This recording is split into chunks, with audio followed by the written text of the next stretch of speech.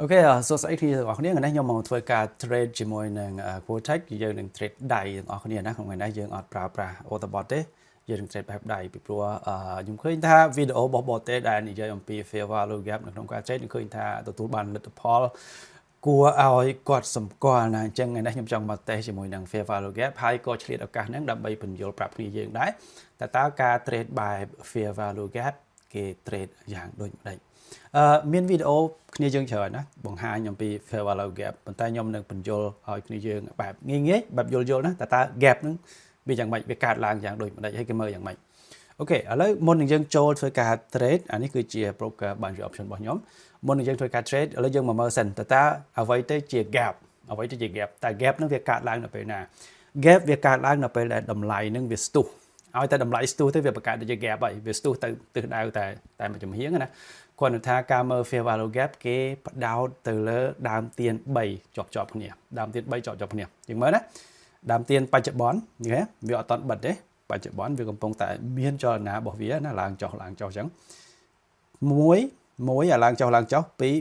ងឃើញមាន3ឥឡូវយើងមើល gap គេមើលមិនគេមើលកន្ទុយរបស់វាណាគេមើលកន្ទុយរបស់វាយើងមកគូ box មួយសិន rectangles ភាគច្រើនគេមើលទៅលើកន្ទុយដើមទៀតដូចតាមទៅបច្ចុប្បន្ននេះឃើញកន្ទុយរបស់វានៅត្រង់ហ្នឹងអូខេឥឡូវវាឡើងទៅខាងលើហើយឡើងហើយយើងរាប់មក1 2 3ដើមទៀត3គឺនៅត្រឹម3ដើមទៀននេះណាត្រេដើមទៀននេះហើយគេមើលនេះគឺចន្លោះពីដើមទៀនទី1និងដើមទៀនទី3បើសិនបើកតុយរបស់វាប៉ះគ្នាអានឹងមានន័យថាវាអត់មាន gap ទេហើយអត់មាន gap បែបហ្នឹងមានន័យថាកម្លាំងវាខ្សោយឧទាហរណ៍ថានេះវាកំពុងតែឡើងហើយគ្រាន់ថាឡើងអត់តន់ខ្លាំងទេណាបើយើងរាប់ណាឃើញថាវាឡើងដល់ខាងលើហើយអូខេឡើងដល់ខាងលើហើយប៉ុន្តែយើងមើលកតុយខាងក្រោមរបស់វានៅក្រោមនេះកតុយវានៅក្រោមហើយ candle ចុងក្រោយរបស់វានេះគឺនៅខាងនេះណាអញ្ចឹងអានេះវាបិទនៅខាងក្រោមបើកនៅខាងក្រោមអានេះវាអត់មាន gap ដើមទៀនបែបនេះអត់មាន gap អញ្ចឹងដើមទៀនដែលមាន gap គេមើលមិននេះយើងមើលដូចអាបាយអញ្ចឹងអាបាយនេះគឺមាន gap ហើយយើងមកមើលចន្លោះដើមទៀនទី3យើងមិនបាច់ចាំទៅមើលអាមុខឯព្រោះអាហ្នឹងវាហួសហើយយើងអត់អាចត្រឡប់ទៅមើលអាហ្នឹងបានទេយើងមើលត្រង់ថាដើមទៀនទី1 2 3យើងរាប់មក1 2 3ឲ្យតែបង្កើត gap ចេះអានេះគេហៅថាចន្លោះរបស់វា gap បើយើងមករាប់ទៅដើមទៀនបន្តរបស់វាមួយនេះទៀតរាប់ជាមួយនឹងដើមទៀន3នេះអានេះអត់មាន gap ទេហើយបើយើងបន្តទៅអានេះមកជាមួយនឹងអានេះទៀតអានេះក៏អត់មាន gap ដែរហើយបើយើងទៅអា3នេះយើងរាប់3 3អញ្ចឹងណាអានេះមាន gap អូខេការបង្កើត gap របស់ដើមទៀនបែបនេះអានេះគេហៅថា fair value gap មានន័យថានៅចន្លោះ3ដើមទៀននឹងគឺមានបរិមាណបាយចូលមកច្រើនយ៉ាងលើសលប់អញ្ចឹងធ្វើឲ្យចន្លោះត្រង់កន្លែងហ្នឹងវាមាន gap ដល់ពេលដែលវាមាន gap អញ្ចឹងវាคล้ายទៅជា resistance ហើយคล้ายទៅជា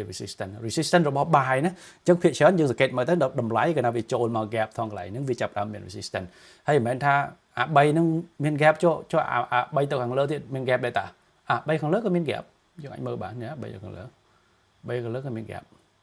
អាហ្នឹងក៏យើងអាចសម្គាល់ថាវាខ្លាំងដូចគ្នាគ្រាន់តែថាបច្ចុប្បន្នយើងឃើញថាដើមទៀននេះវាធ្វើការ break out តម្លៃ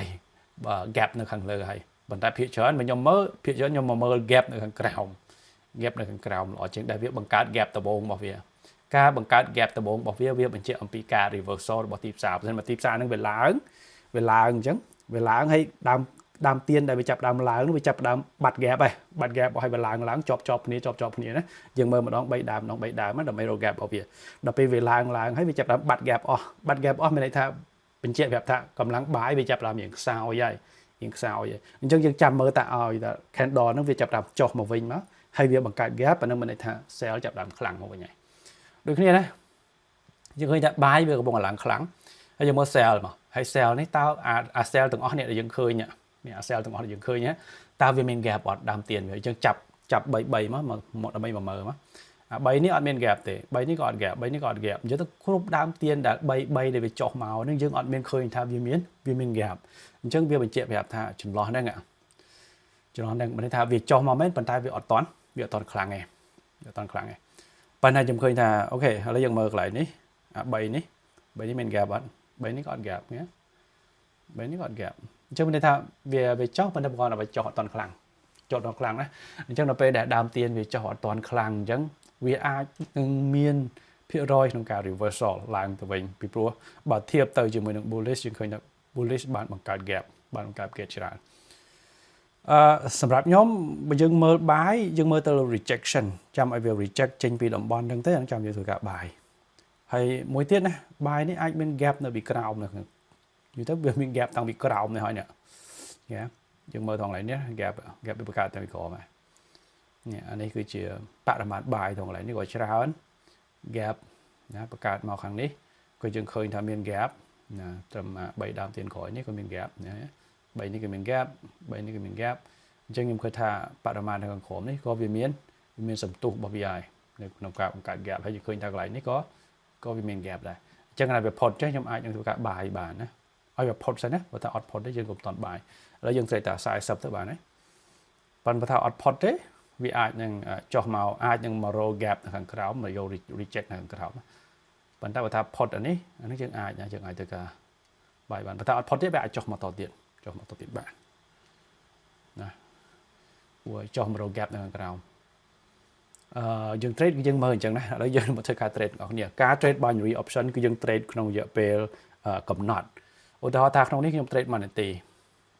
អញ្ចឹងក្នុងរយៈពេល1នាទីហ្នឹងបើសិនបើការព្យាករណ៍របស់ខ្ញុំត្រូវវាឡើងតែបន្តិចក៏ដោយ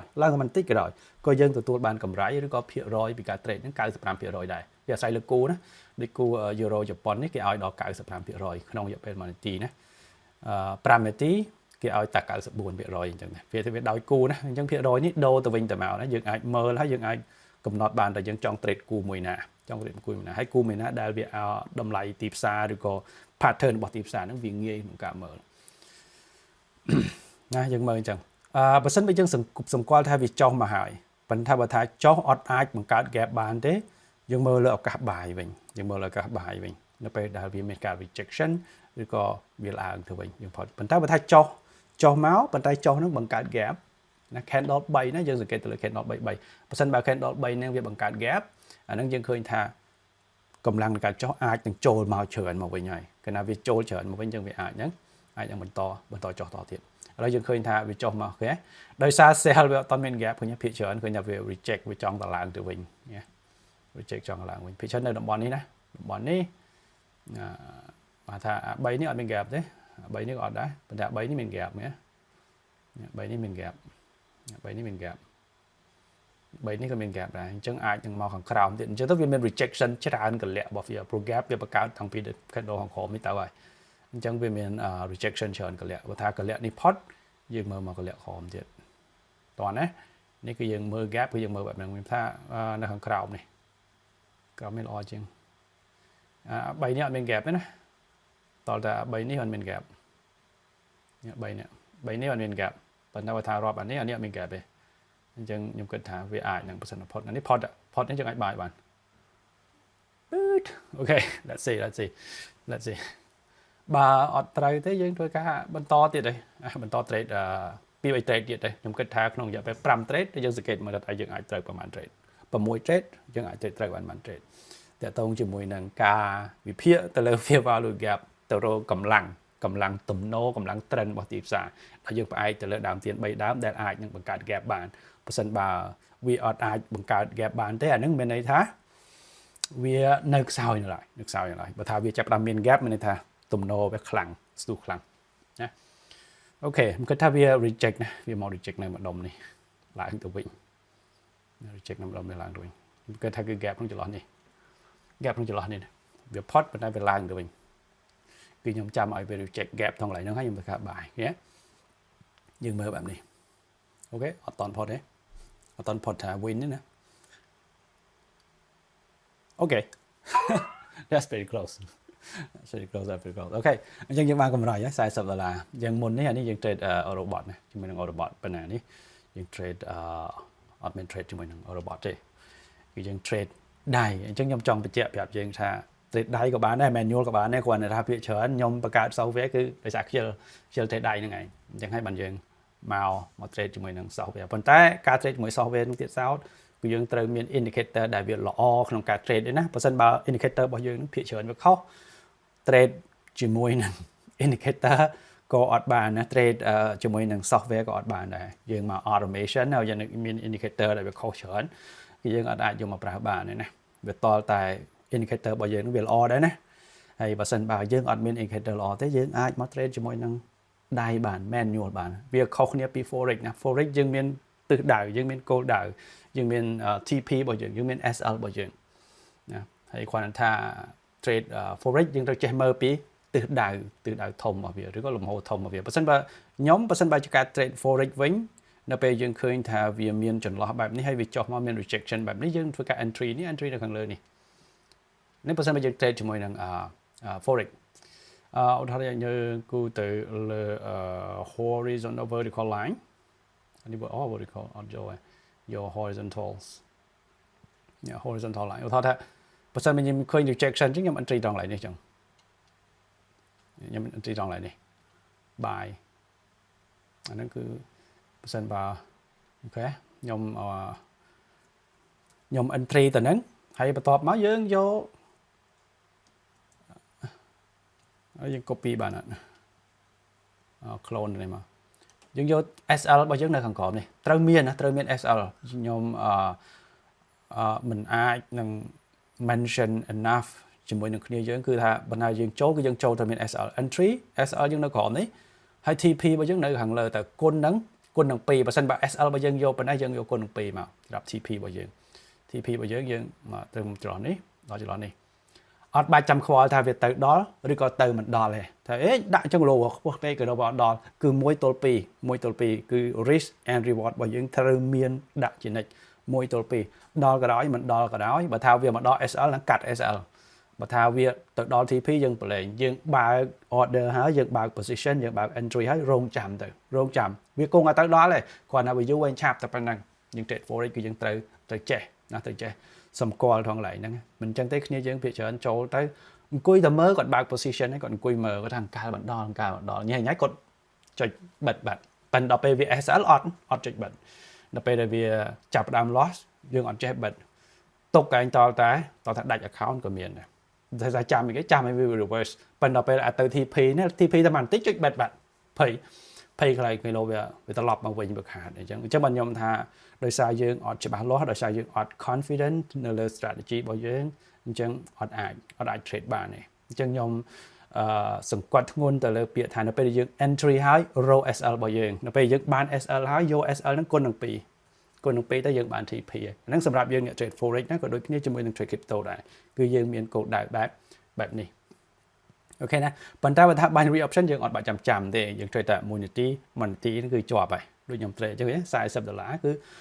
វាខុសគ្នាតែបន្តិចគឺយើងឈ្នះដែរនេះបើសិនយើង trade forex ណាខុសគ្នាបន្តិចនេះគឺអត់ឈ្នះណាគឺអត់បានលុយដល់ប៉ុណ្ណេះណាអត់បានលុយដល់ 93% ណាឃើញយើងឃើញថាតម្លៃចូលនិងតម្លៃចេញរបស់វាខុសគ្នាតែមួយលេខទេឃើញទេ76 77ខុសគ្នាតែមួយលេខអញ្ចឹងសម្រាប់ forex អត់តាន់ profit ទេណាតើចាំឲ្យផុតទៅហ្មងអានោះអត់បាន profit ប៉ុន្តែសារ binary option នេះវាផុតតែបន្តិចហ្នឹងក្នុងរយៈពេល1នាទីនេះគឺយើងអាច TP បានអាច profit បានឥឡូវយើងឃើញបើយើងចាំទៅតែបន្តិចទៀតដល់បាត់ហើយ1គុណ2 1ទល់2របស់យើងសម្រាប់ការ trade forex ឬក៏ crypto ប៉ុន្តែបើថា binary 1នាទី expire ចូលគឺ profit អានេះគឺអញ្ចឹងខ្ញុំណែនាំឲ្យគ្នាយើង trade គឺបែបហ្នឹងណាអូខេអានេះគ្រាន់តែជាឧទាហរណ៍ឥឡូវយើងចូលបន្ត trade មក trade ទៀតមកដើម្បីផ្អែកទៅលើ fair value gap ហ្នឹងយើងមើលថាការឡើងនេះមាន value gap អត់យើងសង្កេតមើលបងប្អូនគ្នាដល់ថានេះអានេះបច្ចុប្បន្នរបស់វាបច្ចុប្បន្ននេះ1 2 3នេះអត់មាន gap ទេបើថាមុនហ្នឹងមានអត់មុនហ្នឹងក៏អត់ gap ដែរទី1ទី2ទី3នេះអត់មាន gap ទេតែមុនមកទៀតមុនអា2 candle នេះ1 2 3ឃើញថាមុនអា2 candle នេះមាន gap ណាអូខេកន្លែងនេះមាន gap កន្លែងហ្នឹងបន្តិចណាហ่ะ gap បន្តិចរៀងអត់ធំទេវាខ្សោយនិយាយឃើញដល់ពេលតម្លៃចុះមកវា reject ទៅវិញដោយសារវាបង្កើត gap បែបហ្នឹងហើយវាមានកម្លាំង reject buy củaវាថងកន្លែងហ្នឹងហើយបន្ទាប់ពីវា reject មកយើងឃើញថាអត់មាន gap បង្កើតទៀតទេអត់មាន gap បង្កើតទៀតអញ្ចឹងមានឱកាសណាមានឱកាសថាវាអាចនឹង reverse ត្រឡប់មកវិញវាអាចនឹង reverse ត្រឡប់មកវិញឬក៏វានឹងបន្តឡើងទៅមុខទៀតណាសម្រាប់ប៉ុន្តែសម្រាប់ខ្ញុំណែនាំឲ្យគ្នាយើងច្បាស់ always ច្បាស់ចាំយើងចូល ចាំឲ្យវា reject ពីអា gap របស់យើងទៅចាំយើងចូលបើថាវាអត់ reject ទៅវិញទេអត់តន់ចូលទេចាំទៅនេះសម្រាប់យើងtrade បើថាយើងចង់ឲ្យច្បាស់អានឹងឲ្យវាចូល technique របស់យើងចូលការវិភាគរបស់យើងអានឹងចាំយើងចូល trade ប៉ុន្តែបើថាអត់ចូលការវិភាគរបស់យើងអត់ចូល technique របស់យើងទេរងចាំទៅ patient ណា patient is the key to be success ភាពអត់ធ្មត់ណាគឺជាកន្លឹះនៃជោគជ័យក្នុងការ trade បើសិនបើយើងអត់មានការអត់ធ្មត់ទេយើងឃើញអញ្ចឹងយើងចាំវាអត់បានយើងបញ្ញាប់ចូលនេះអាបញ្ញាប់ចូលនេះហើយដែលធ្វើយើងខាតណាអូខេយើងឃើញថាវាចុះមកហើយគ្រាន់តែប៉ះក្បែរនេះយើងឃើញមាន load ទេមាន reject ទៅវិញមាន reject វាអាចបង្កើត high អត់មែនទេ reject high អាចបង្កើត high បានទៀតអានេះវាអាចបាយតទៀតបានណាសម្រាប់ខ្ញុំគិតថាវាអាចបាយតទៀតបានអានេះខ្ញុំអាចនឹងបាយមួយទៀតមើលទៅប៉ុន្តែបើថាបើចុះមកយើងទៀបបន្តិចអានេះខ្ញុំអត់តន់បាយទៀតទេវាយ៉ាងខ្ពស់ដែរហើយផុតភ្នំនេះចុះនេះឡើងតទៀតនេះបើថាខ្ពស់ផុតតែពីលើហ្នឹងទៅគឺខ្ញុំអាចនេះថាពីលើហ្នឹងទៅខ្ញុំអាចបាយបន្តទៀតបានប៉ុន្តែបើថាដើមទៀននេះវាចាប់ដល់រឿងរុញមកវិញអាហ្នឹងវារុញមក rejection ភាសាទៀតហើយវាចង់ break out ចង់ចុះមកវិញណាអញ្ចឹងខ្ញុំអត់តន់ចូលទេណាអូខេបើថាផុតខ្ញុំអាចចូលបានអូខេចូលយ៉ាងលឿនសាក់មើលចូលតែមែនតើចាំឲ្យ candle បិទទៅចូលទៅបានល្អមានន័យថាកម្លាំងបាយនៅមានណានៅក្នុងទីផ្សារនេះនៅមានកម្លាំងបាយច្រើនដល់ហើយគ្រាន់តែថាបើថា reject តង់ candle ក្រហមនេះចូលបាយល្អគ្រាន់តែនេះផុតទៅវាអាចបង្កើត high អូខេនេះវាផុត green ហើយវាបង្កើត high កម្លាំងបាយវានៅមានណាគ្រាន់ខ្ញុំគាត់ថាវាអត់ច្បាស់ដែរ candles វាអាចនឹង reverse មកវិញឬក៏យ៉ាងម៉េចឥឡូវយើងចាំមើលទៀតណាភាគច្រើនខ្ញុំចូលគឺខ្ញុំចេះតែ3 trade ទេបើសិនបើយើងខុស3 trade ជាប់គ្នាអាហ្នឹងសម្រាប់ថ្ងៃហ្នឹងគឺខ្ញុំ take a break ហើយ take a break អានេះបើសិនខ្ញុំ manual trade ណាគឺចឹងប៉ុន្តែបើថា automation ខ្ញុំប្រឡែងមកឲ្យវាច្រើនម៉ោងអញ្ចឹងទៅ3ម៉ោងទៅ4ម៉ោងគឺប៉ុណ្្នឹងបានណា3ម៉ោងទៅ4ម៉ោងប៉ុណ្្នឹងបានអូខេ very good អូខេអានេះគឺជាវិធីសាស្ត្រនៅក្នុងការមើលទៅលើ fair value gap ខ្ញុំអត់បានធ្វើ slide ខ្ញុំបានធ្វើ PowerPoint ហ្នឹងណាខ្ញុំគាត់ថាមានអារម្មណ៍ថាចង់បង្ហាញអំពី manual trade ឲ្យគ្នាយើងបង្ហាញអំពីវិធីសាស្ត្រក្នុងការ trade ដាច់ឲ្យគ្នាយើងអញ្ចឹងទៅអង្គុយ trade ហើយអញ្ចឹងបង្ហាញគ្នាយើងតិចទៅអញ្ចឹងសម្រាប់ trader យើងមិនមែនថា automation តែមួយយ៉ាងឲ្យវាដាច់ខាតតែមួយយ៉ាងអត់ទេយើងអាច mix បានជាមួយនឹង manual ប៉ុន្តែបើថា manual បើយើងខាតរហូតយើង trade automation ទៅបើសិនបើ manual របស់យើងអត់អាចគ្រប់គ្រងអារម្មណ៍ខ្លួនឯងបានយើងអត់មានសមាធិក្នុងការ trade ទេយើង automate យើង trade បែបស្វ័យប្រវត្តិទៅប៉ុន្តែបើថាយើងអាចនឹងគ្រប់គ្រងអារម្មណ៍បានគ្រប់គ្រងស្មារតីមានសមាធិល្អក្នុងការ trade យើងអាច trade ដៃបាន trade ដៃណាគាត់ថា trade ដៃសមាធិរបស់យើងមានយ៉ាងច្រើនហ្នឹង1ម៉ោងទៅ2ម៉ោងអស់ហើយណាអស់ហើយនឿយហើយអញ្ចឹងផុតតែរៀងនឿយហើយយើងបើក trade ឲ្យវាស្វ័យប្រវត្តិទៅណាស្វ័យប្រវត្តិអញ្ចឹងយើងចូលមកតេស្តដបងកុំ trade ច្រើនណាច្រើនយើង trade ត្រឹម1ឡា2ឡាតេស្តមើលតើការ trade របស់យើងក្នុងរយៈពេល10 trade ហ្នឹងយើងអាចធ្វើកម្រៃបានប្រមាណ20 trade យើងអាចធ្វើកម្រៃបានប្រមាណណាយើងមើលអញ្ចឹងសិនណាកុំតន់ martingale កុំតន់គុណតាមណាដល់ពេលយើងឃើញថាភាគរយរបស់យើងឃើញថាភាគរយឈ្នះវាច្រើនជាងភាគរយចាញ់ហ្នឹងចាំយើងធ្វើ martingale ទៅណាប៉ុន្តែសមាធិត្រូវមានណាថាអត់មានសមាធិទេ trade ស្វ័យប្រវត្តិទិញ software របស់យើងទៅប្រើទៅប៉ុន្តែបើថាយើងមានសមាធិល្អយើងអាច trade ដៃបានទៅខ្ញុំនឹងចែករំលែក technique បែបនេះល្អឲ្យគ្នាយើងអញ្ចឹងកុំភ្លេចចុច follow ឬក៏ subscribe ជាមួយនឹង Facebook page របស់ Knowledge Joe ផងសម្រាប់ថ្ងៃនេះមានតែប៉ុណ្្នឹងទេបាយបាយ